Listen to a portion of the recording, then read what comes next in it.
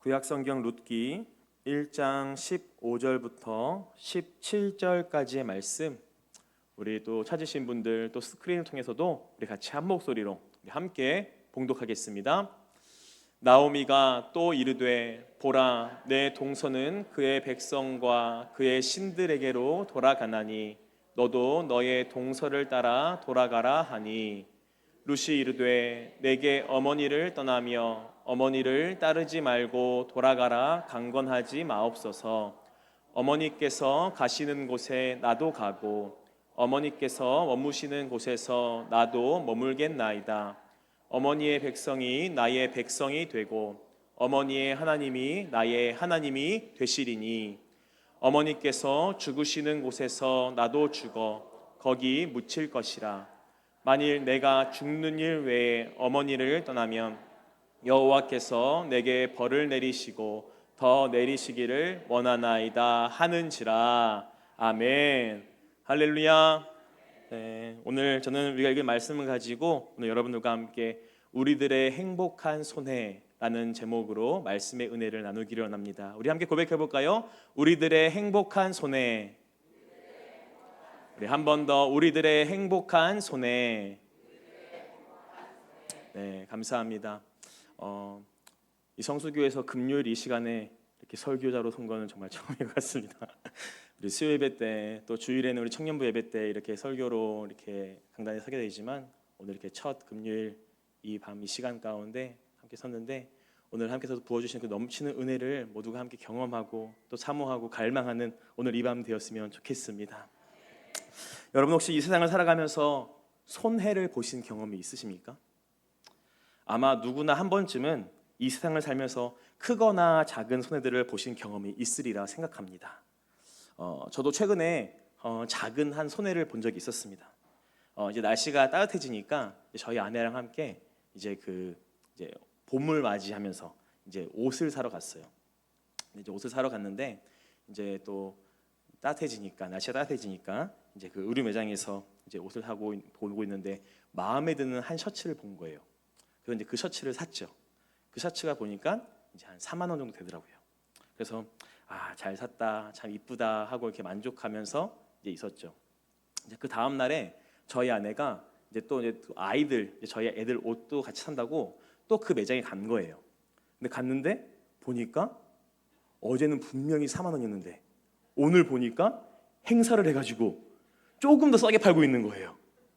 그걸 보면서 이제 아내도 하루만 좀 더 늦게 갔으면 조금 더 저렴하게 샀을 것인데 라는 생각을 하면서 그렇게 작은 손해를 본 경험이 있었습니다. 아마 저와 같은 손해를 본 분들도 간혹 있으리라 생각합니다.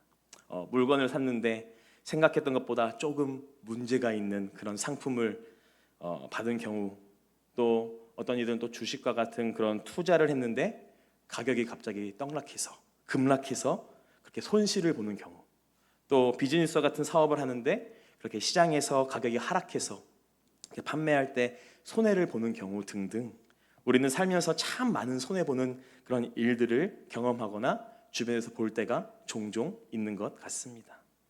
이렇듯 손해는 우리가 느끼기에 참 긍정적인 단어이기보다는 부정적이고 또 좌절감을 주는 그런 느낌으로 다가오는 단어인 것 같습니다. 그래서 손해에 대해서 그 사전적 의미론 이렇게 고백하고 있어요. 손해란 물질적이거나 정신적으로 미치는 것, 또 해를 보는 것, 이것이 손해라고 사전은 의미하고 있습니다. 그래서 요즘 세상은 손해보며 사는 사람들을 향해 바보라고 말합니다. 당당히 할 말은 또 하고, 또 제 것을 찾고, 또 안 되면 고소까지 해서라도 자기 유익을 쟁취하라고.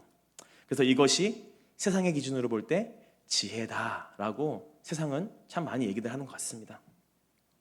오늘 우리가 말씀을 보면 정말 세상의 기준으로 볼 때 가장 손해를 보고 실패했다라고 느낌을 받을 수 있는 그런 인물이 등장합니다. 바로 누구입니까? 오늘 말씀의 주인공 룻입니다. 룻은 어떤 사람입니까? 룻은 모압 지방의 그 한 여인이었어요. 그런 이방 땅의 여인이었죠. 특별히 그 유다 베들레헴 사람 그 엘리멜렉과 그의 아내 나오미의 가정이 그 모압 지방으로 들어왔을 때 그 가정에 며느리로 들어갔던 이 여인이 바로 룻이었습니다.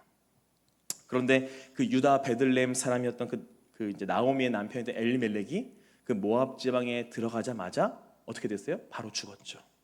또 그 가정에 있는 두 아들들이 있었어요.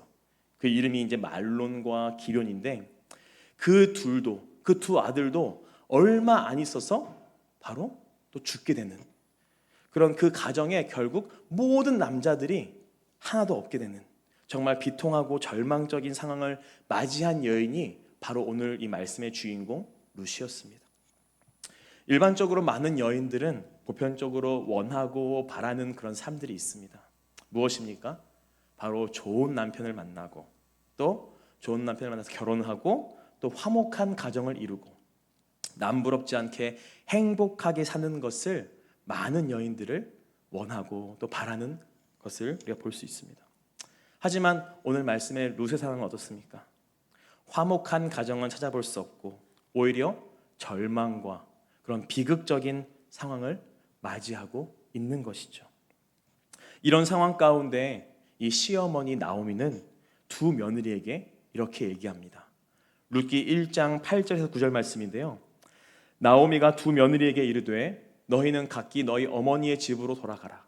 너희가 죽은 자들과 나를 선대한 것 같이 여호와께서 너희를 선대하시기를 원하며 여호와께서 너희에게 허락하사 각기 남편의 집에서 위로를 받게 하시기를 원하노라 하고 어떻게 얘기하고 있어요? 두 며느리에게 각자 이제 너희 집으로 돌아가. 너희가 왔던 곳으로 다시 돌아가라 라고 이 나오미는 말씀하고 있는 것입니다.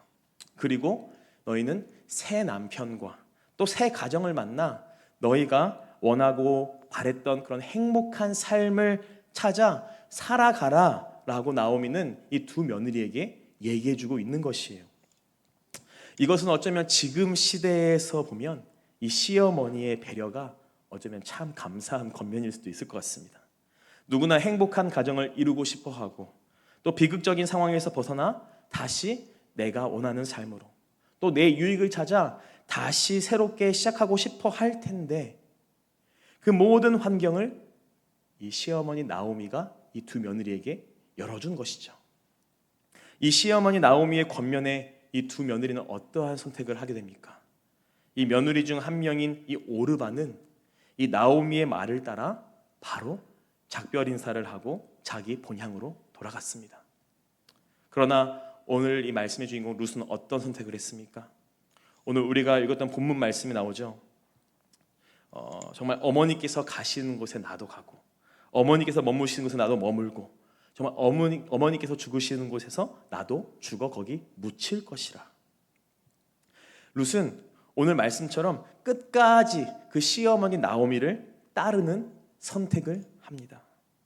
이 룻의 선택 그리고 다른 며느리였던 이 오르바의 선택. 세상은 말할 것입니다. 세상의 기준으로 이 룻의 선택은 참으로 손해보는 선택일 것이라고. 오히려 이 오르바처럼 다시 행복을 찾아 다시 시작할 수 있는 선택이 참으로 지혜로운 선택일 것이라 라고 세상은 말할 것입니다. 그렇다면 이 룻이 나오미를 떠나지 않았던 그 이유는 과연 무엇이었을까요? 그것은 바로 이 나오미가 믿고 있는 그 하나님, 그 하나님을 발견했기에, 그 나오미 안에 살아계신 그 하나님을 발견했기에 그를 붙드는 엄청난 도전의 선택을 하게 되는 것입니다. 어쩌면 세상이 볼 때 참 손해라고 생각할 수 있는 선택이지만 하나님은 그 룻의 선택을 통해 그 시대 가운데 놀라운 변화와 열매를 맺게 하십니다. 과연 어떠한 열매, 또 어떠한 놀라운 변화와 열매를 맺게 하셨을까요? 그것은 나오미를 따라 이제 유다 베들레헴 땅으로 이제 다시 돌아가게 되죠. 근데 그 땅에서 누구를 만납니까? 바로 보아스라는 한 남자를 만납니다. 그 보아스, 결국 그 기업 물을 자를 통해서 그 오벳이라는 한 아들을 낳게 되죠. 여러분 여기서 이 오벳의 이름이 무슨 뜻인지 아십니까? 히브리어로 아바드라는 뜻의 이제 파생된 말인데, 이 아바드라는 뜻은 섬기는 자, 또 봉사하는 자, 더 나아가 예배자라는 뜻을 갖고 있는 단어가 바로 이 오벳 이름의 어원입니다. 여기서 이 오벳을 낳는 사건, 이것은 그저 한 사람의 가족의 사건을 말하는 것이 아니에요. 그 당시 시대적 상황 가운데 우리가 보면은 룻기 1장 1절 말씀을 읽지 않았지만 그 1장 1절 시작에 이렇게 얘기하고 있어요. 사사들이 치리하던 그때에, 즉 사사들이 이스라엘을 다스리던 그 시대 속에 끊어져 가던 하나님의 기업을 다시 잇게 되는 그 바통이 준비되었다는 것을 말하는 것입니다. 그 시대적 상황 가운데 이 예배자 오벳의 탄생을 통해 결국 그 오벳은 이새를 낳고, 이새를 누구를 낳죠? 다윗을 낳게 되는, 그 하나님 나라의 통치와 예배를 회복하는 그 놀라운 변화와 열매를 맺게 되는 것이 이 룻의 선택이었던 것입니다. 그 시대적 상황 가운데 이 오벳의 탄생을 위한 누군가의 손해, 결국 룻이라는 이 한 여인의 손해와 헌신을 통해 하나님께서는 그 시대 가운데 하나님의 기업이 이어지고 예배의 회복을 가져온 것입니다. 그렇다면 그 시대는 과연 어떠한 시대였을까요? 그 사사들이 치레했던 그 시대는 과연 어떠한 시대였기에 그 시대 가운데 하나님께서 이제 놀라운 그 바통을 준비하신 걸까요? 오늘 우리가 사사기 말씀을 통해서 우리가 한번 그 상황을 간단하게 한번 보기를 원해요. 특별히 사사기 17장 말씀을 우리가 한번 볼기 원하는데, 사사기 17장 1절의 말씀에 이렇게 시작하고 있어요. 에브라임 산지에 미가라 이름하는 사람이 있었다. 이 에브라임 산지에 한 가정이 등장하는데 그 가정이 어떤 가정이에요? 바로 미가라 이름하는 사람의 가정이다라고 이 사사기 17장을 시작하고 있어요. 그 가정에서 어떠한 일이 일어납니까? 바로 17장 4절 말씀입니다. 한 신상을 새기고 한 신상을 부어 만들었더니 그 신상이 어디에 있었더라? 미가의 집에 있더라. 미가의 그 가정에서 한 신상을 새기고 한 신상을 부어 만드는, 결국 우상을 섬기는 그 이야기가 나옵니다. 그리고 나서 미가는 이 신상을 섬겨줄 제사장을 찾고 있는 것이죠. 그 와중에 그 미가의 집 앞에 누가 지나가게 됩니까? 사사기 17장 7절에서 8절 말씀이에요. 우리 같이 한번 고백해 볼까요? 시작. 유다 가족의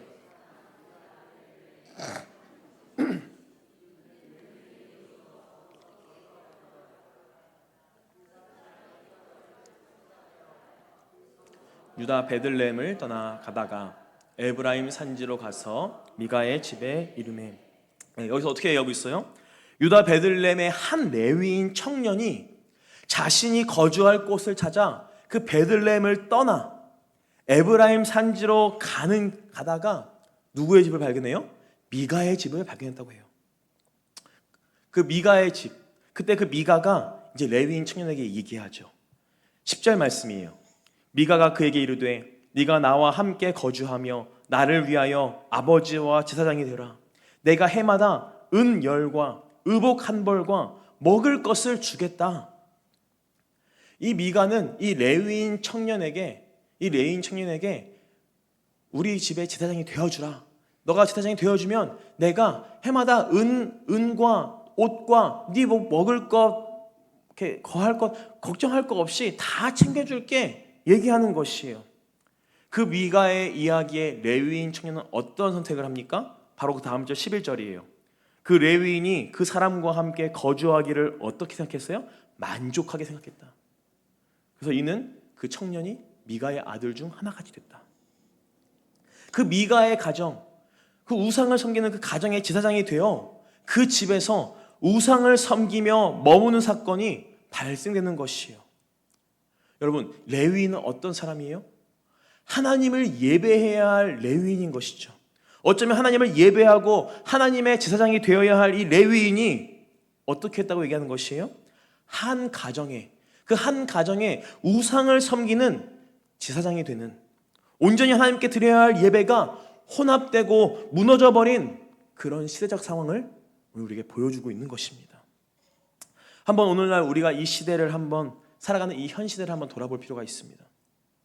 형식적으로 예배하는 형태는 있지만 그 가운데 온전히 하나님께 영광을 돌리기보다 내 문제, 내 만족과 유익에 급급해서 하나님을 마치 부적 삼아서 내 유익만을 구하는 그런 예배를 드리고 있지는 아니한지, 또 하나님을 섬긴다고 하지만 우상 신상을 모셔놓고 내 필요만 구하는 그런 숭배를 하고 있지는 아니한지, 하나님을 예배해야 하는 제사장을 자기의 제사장으로 사유화시켜서 하나님을 향한 예배가 타락하고 무너져 버리는 이런 상황들, 그런 상황 가운데서 어쩌면 앞장서서 하나님을 예배해야 할 레위인이 오히려 먹을 것, 입을 것, 그런 일상의 필요 때문에 자기의 사명을 팔아버리는 일, 어쩌면 이런 일들이 오늘 우리가 살아가는 이 현 시대 가운데 벌어지고 있지는 아니한지 우리가 한번 돌아볼 필요는 있습니다.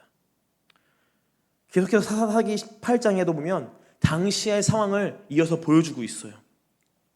사사기 18장에 보면 그 거주할 기업의 땅을 구하고 있는 한 지파가 등장합니다. 바로 그 지파가 단지파죠.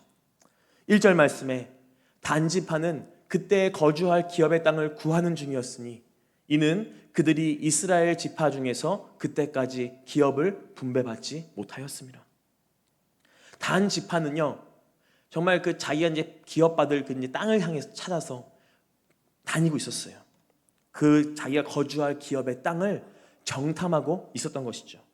그러던 가운데 우리가 봤던 그 17장에 미가의 집을 이 정탐꾼들이 지나가다가 발견하게 되는 것이에요. 그래서 거기서 누구를 만나게 될까요? 바로 그 미가의 집에 있던 그 제사장, 바로 이 레위인 청년을 만나게 되는 것입니다. 이 단 지파의 정탐꾼들은 새로운 기업의 땅, 그 자기들이 이제 머물 그 땅을 정탐하는데 이들 가운데 마음에 확신이 없었나 봐요. 그래가지고 그 레위인 청년에게 찾아가서 이제 어떻게 해야 할지 도움을 구합니다. 5절 말씀이죠. 그들이 그에게 이르되 청하건대 우리를 위하여 하나님께 물어보아서 우리가 가는 길이 형통한지 한번 우리에게 알게 해줘라. 이렇게 단지파 이 정탐꾼들은 이 레위인 청년에게 물어보는 것이죠. 그러자 이 레위인 청년이 어떻게 얘기합니까? 바로 그 다음 절 6절에 얘기하고 있어요. 그 제사장이 그들에게 이르되 평안히 가라. 너희가 가는 길은 여호와 앞에 있느니라 할 것이니라. 오히려 그들에게 어떻게 얘기해요? 평안히 가라 하면서 너희 가는 길 앞에 주님이 함께 가실 것이야 라고 이들을 축복해 주는 것을 볼 수 있어요. 이 상황을 보면 참 아리송합니다. 혼탁해져 버린 그 제사장, 우상을 섬기고 있는 그 제사장이 오히려 그것을 따르는, 그 말에 따르는 이 사람들, 이미 예배가 무너져도 한참 무너진 상황을 우리에게 보여주는 겁니다. 그 후에 이 단집한 사람들은 이제 어떻게 합니까? 이제 정탐을 하고 이제 나아가서 자기들이 머물 정말 좋은 땅을 발견하게 돼요. 그래서 이제 그 땅을 향해서 이제 다 모든 무리가 이제 그 기업받은 그 땅을 향해서 이제 나아가는 이동 중에 이전에 만났던 그 미가의 집에 그 청년 레위인 제사장에게 다시 찾아가서 이렇게 얘기합니다. 19절이에요. 내가 한 사람의 집의 제사장이 되는 것과 이스라엘의 한 지파의 한 족속의 제사장이 되는 것 중에 어떤 것이 낫겠느냐? 그 레위인 청년에게 이 사람들이 얘기하는 거예요. 단지파들이 이제 스카우트 제의를 하는 거죠. 이제 협상하는 거예요. 너 그냥 그 집에, 그 작은 하나의 집의 제사장이 될래? 아니면 정말 한 지파, 이 큰 지파 한 지파의 제사장이 되어줄래? 이렇게 레위인 청년에게 제안을 하게 되는 것이죠. 스카우트 제의를 하는 거예요. 그때 이 레위인 청년은 어떻게 고백합니까? 20절 말씀이에요. 그 제사장이 마음에 기뻐하여 에봇과 드라빔과 새긴 우상을 받아가지고 어디로 들어가요? 그 백성 가운데 들어갔다. 레위인 청년이 자기 그 마음, 그 제안에 너무 기뻐한 거예요. 결국 자기 만족과 유익을 따라 그 미가의 집을 떠나 이제는 단 지파, 정말 큰 영역으로 이제 가운데 들어가게 되는 것이죠. 마치 이쪽에 붙었다가 다시 또 이쪽에 저쪽에 붙었다가 하는 그런 박쥐처럼 그 레위인은 자기의 유익을 따라 쉽게 행동을 결정한 것입니다. 여러분, 우리가 살아가는 이 현 시대 어떻습니까? 하나님을 예배한 자로 부름받은 우리가 교회들을 비교하면서 야, 저 교회 등록하면 사역도 편하고 그냥 은혜만 받으면 된대. 또 어떤 교회를 보면 야, 저 교회 가면 일도 많고 사역도 많고 정말 빡세대. 마치 자기 입맛 따라 자기가 원하고 선호하는 쪽으로 찾는 그런 모습들을 우리는 종종 보게 되죠.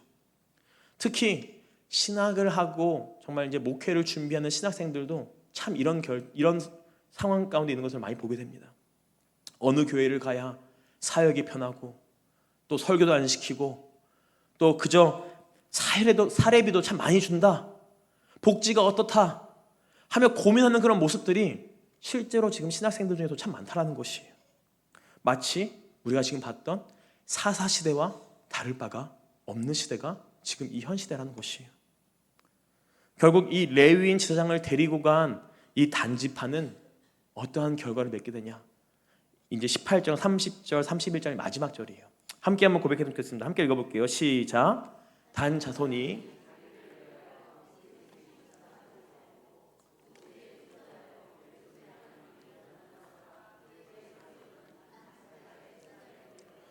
그 땅 백성이 사로잡히는 날까지 이르렀더라.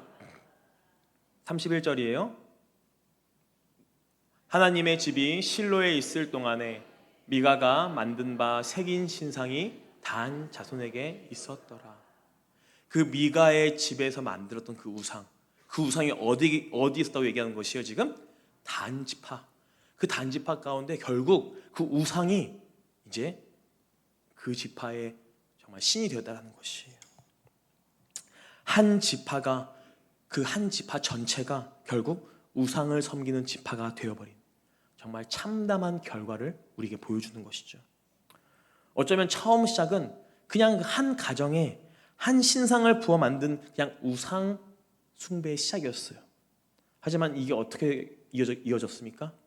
한 지파 전체가 우상을 섬기게 되는 그런 예배의 무너짐과 타락과 그렇게 어둠이 그 땅을 덮는 그런 시대적 상황이 바로 사다들이 치레했던 그 시대라는 것을 오늘 우리에게 보여주는 것입니다. 그뿐만 아니라 이 레위인 한 청년의 이야기를 통해서 자기의 사명을 잃어버리고 그 사명을 팔아버리는 일들이 난무한 시대적 상황을 보여주는 것이 바로 이 시대에 사다들이 치레했던 때라는 것이죠. 이후에도 사사기 19장, 또 20장, 21장 통해서도 보면은 참 많은 타락한 일들을 보여줍니다. 하나님을 예배해야 하는 그 레위인이 첩을 두고 또 그런 음란, 망령된 일들, 그런 일들이 연속되어지고 결국 지파와 지파 간의 분열, 전쟁, 결국 정말 무너져도 한참 무너지는 그 결과를 보여주는 것이 이 사사기의 마지막 장입니다. 결국 그 마지막 장, 사사기의 마지막 장, 마지막 절은 어떻게 결과를 맺고 있나요? 바로 사사기 21장 25절이에요. 우리 한번 함께 읽어볼까요? 시작. 그때에 이스라엘 왕이 없어 사람이 각기 자기의 소견에 옳은 대로 행한다. 사사기에 참 많이 나오는 구절이죠. 그때 이스라엘 왕이 없으므로 사람이 각기 자기의 소견에 옳은 대로 행했다. 어쩌면은 우리를 통치하시는 그 왕 되신 하나님을 오히려 기억하고 그분을 두려워하고 경외해야 함에도 불구하고 오히려 내가 주인이 돼서 내 소견대로 살아갔던 그 시대, 하나님을 겉으로만 섬기는 듯 하지만 살아계신 하나님을 섬기는 것이 아닌 오히려 죽어있는 그 우상을 섬기는 그런 예배, 정말 타락해져 버린 그 시대, 그뿐만 아니라 예배를 섬겨야 할 예배자들이 이 땅의 필요, 이 땅에 먹을 것, 이 땅에 입을 것, 그것에 연연해서 자기의 마음을 사단에게 뺏기고 오히려 이 땅의 예배를 회복하는 일에 목숨을 걸기보다는 그저 이 땅에서 안락을 누리고 안일하게 살아가는 그런 시대, 그런 시대가 오늘 우리가 읽었던 본문 말씀의 첫 시작이 됐던 룻기 1장 1절에 사사들이 치리하던 그 시대가 바로 이런 시대였다라는 것입니다. 그런 시대적 배경 가운데서 하나님의 나라의 통치와 그 예배를 회복하는 그 누군가의 손에, 바로 우리가 본 룻이 나오미를 붙드는 그 선택, 그 손해보는 선택으로 말미암아 예배가 무너지고 타락해져가는 시대 가운데 정말 끊어져가는 그 하나님의 기업을 잇게 되는 놀라운 회복의 결과를 맺고 시작하게 된 것입니다. 사랑하는 성도 여러분, 오늘 이 룻기 말씀을 통해서 우리에게도 이런 행복한 손해를 요구하시는 줄 믿으시기를 바랍니다. 그렇다면 우리에게 오늘 말씀하시는 이 행복한 손해는 무엇일까요? 저는 그것은 바로 우리의 기도라고 생각합니다. 여러분, 바로 기도가 우리의 행복한 손해인 것을 여러분 믿으시기를 바랍니다. 세상 사람들은 말할 것입니다. 허구한 날 뭐하러 교회에 나가서 그렇게 기도를 하냐? 아무것도 보이지 않는 그 무의미한 행동을 넌 가서 왜 하냐? 오히려 인생은 시간이라고 하는데 참으로 너는 시간을 낭비하고 허비하는 그런 손해보는 행동을 하고 있다라고 세상의 기준은 그렇게 얘기할 것입니다. 하지만 우리 믿는 자들의 기도, 우리 믿는 자들의 이 행복한 손해를 통해서 분명히 하나님께서는 역사하실 줄 믿습니다. 믿으십니까? 예배가 무너져가는 이 시대 가운데 한 예배자를 낳게 하셔서 다시 예배를 회복시키시고 한국교회를 다시 살리는 그 시도가 바로 기도가 될 줄 믿습니다. 더 나아가 이 지역, 이 도시, 이 나라와 민족을 변화시키고 이 나라 민족을 회복시키는 것이 바로 우리의 기도가 될 줄 저는 믿습니다. 특별히 우리가 교회에서 진행하고 있어요. 이제 중보 기도를 우리가 시작하고 있죠. 그 중보 기도의 사역들, 세상에 볼 때 참 무익하고 손해보는 행동이라 그렇게 볼지라도 반드시 오늘 우리가 하는 이 중보 기도, 우리의 기도를 통해서 하나님께서는 새 일을 행하시고 놀랍게 역사하셔서 열매를 맺게 하실 줄 저는 믿습니다. 그래서 우리는 오늘 우리에게 보여주신 이 손해, 정말 어떻게 보면 룻이 선택한, 세상이 볼 때는 참 손해볼 것이라 생각하지만 그 룻의 손해로 말미암아 정말 무너져가는 그 시대 가운데 다시 하나님의 나라가 회복되어지고 예배가 회복되는 그 시발점이 되었던 것처럼 우리의 기도가 정말 무너져가는 이 시대를 다시 한번 살리고 무너져가는 이 예배를 다시 한번 회복시키고 더 나아가 정말 이 지역, 이 도시, 이 나라와 민족을 다시 한번 회복시키는 일에 우리의 기도를 사용하실 줄 저는 믿습니다. 우리가 이 기도의 끈을 놓지 않는 그런 저와 여러분의 삶이 되어지기를 간절히 소망합니다. 그렇게 손해를, 세상이 말하는 손해를 할지라도 이 손해를 선택하고 붙들고 그렇게 믿음으로 승리하는 새 일을 경험하는 그런 저와 여러분의 삶이 되어지기를 간절히 소망합니다. 결론입니다. 한 여인이 있었습니다. 이 여인은 강원도의 그런 한 시골에 살고 있던 한 여인이었습니다. 중학생 때 이 여인은 그 동네 친구들을 통해 교회라는 곳을 처음 가게 되었고 거기서 주님을 만나게 되면서 이 여인을 통해 그 복음이 흘려지게 돼서 그 가정 가운데, 이 여인의 가정 가운데 결국 정말 예수님을 주로 신하는 놀라운 복음화가 이 가정 가운데 일어났어요. 그러던 중 이 여인이 이제 성인이 돼가지고 이제 서울로 상경하게 되죠. 그러면서 이제 일하던 중에 한 남자를 만납니다. 그래가지고 그 남자랑 이제 연애를 하면서 이제 결혼을 하게 되죠.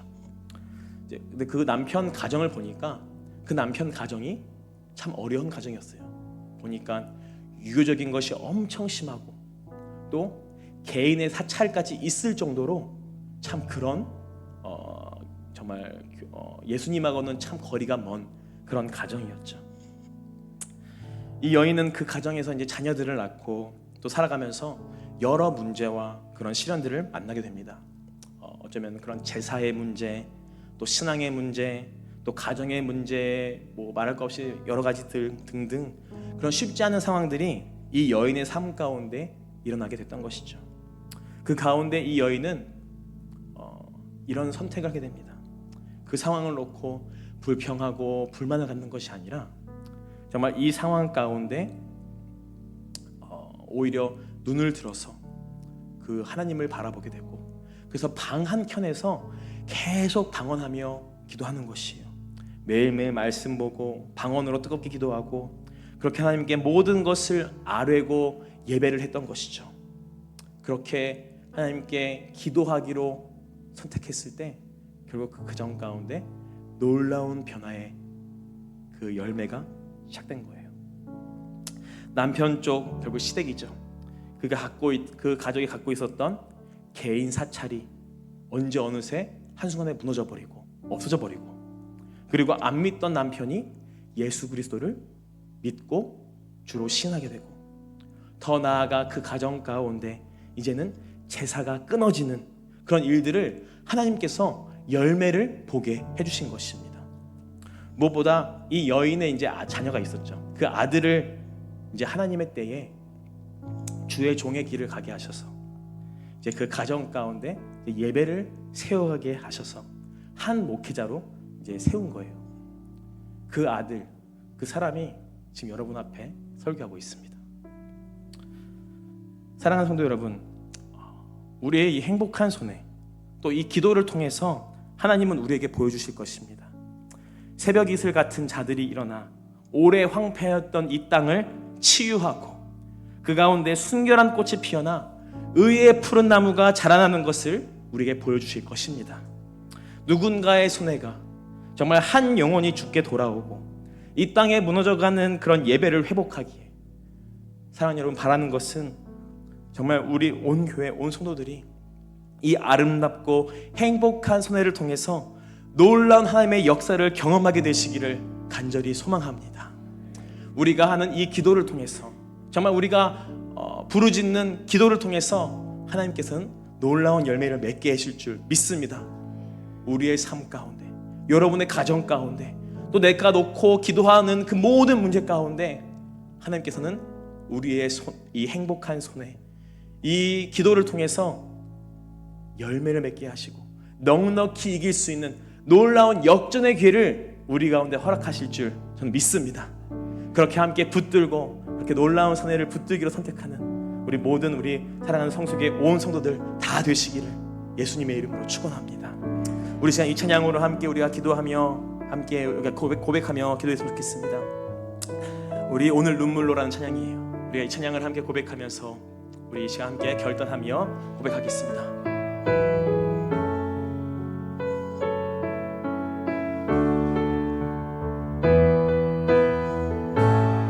우리 오늘 눈물로, 우리 오늘 눈물로 한 알의 씨앗을 심는다. 꿈꿀 수 없어 무너진 가슴에 저들의 푸른 꿈 다시 돋아나도록 우리 함께 땀 흘려 소망의 길을 만든다. 내일로 가는 길을 찾지 못했던 저들 노래하며 달려갈 그 길, 그날에 우리 보리라. 새벽 이슬 같은 저들 일어나 뜨거운 가슴 사랑의 손으로 이 땅 치유하며 행진할 때 오래 황폐하였던 이 땅 어디서나 순결한 꽃들 피어나고 푸른 의의 나무가 가득한 세상, 우리 함께 우리 다시 한번 처음부터 고백합니다. 우리 오늘 눈물 눈물 하늘에 씨앗을 심는다.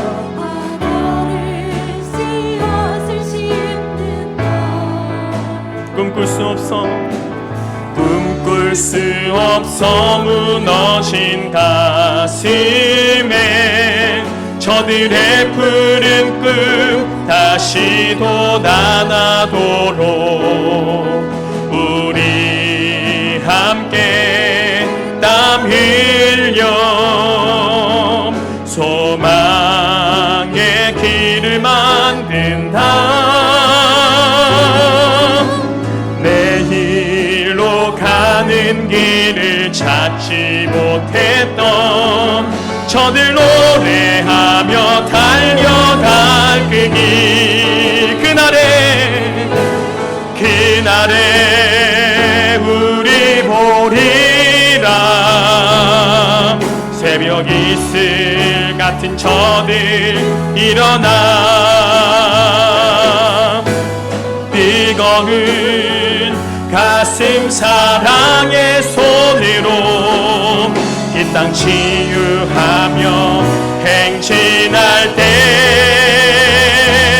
고래 황폐하였던 이 땅 어디서나 순결한 꽃들 피어나고 푸른 위에 나무가 가득한 세상 우리 함께 보리. 그날에 우리 보리라. 그날에 우리 보리. 새벽 이슬 같은 저들 일어나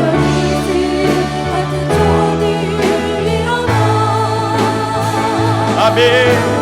뜨거운 가슴 사랑의 손으로 이 땅 치유하며 행진할 때 오래 황폐하였던 이 땅 어디서나 순결한 꽃들 피어나고 푸른 위에 나무가 가득한 세상 우리 함께 우리 한 번 더 오래 황폐하였던 이 땅 어디 순결한 꽃들이 피어나고 꽃들 피어나고 푸른 위에 나무가 가득한 세상 우리 함께 보리라. 우리 시간 말씀을 붙들고 함께 기도하겠습니다. 하나님, 우리들의 행복한 손해를 통해서 하나님 앞에 아름다운 열매를 맺게 하여 주시옵소서. 세상에 볼 때 미련하고 무익하고 손해보는 일처럼 느껴질지라도 주여 이 일에 세상과 타협하지 않고 룻과 같이 담대함으로 하나님을 바라보며 아름다운 선택을 하는 우리 믿음의 사람들이 다 되게 하여 주시옵소서. 그래서 우리의 손해를 통해 한 영혼이 주께 돌아오고 이 지역과 도시를 변화시키고 더 나아가 이 나라와 민족을 회복시키는 기도의 불씨가 우리 안에 타올 수 있도록 성령님 역사하여 주시옵소서. 우리 시 함께 주여 외치고 우리 함께 통성으로 기도하겠습니다. 주여 기도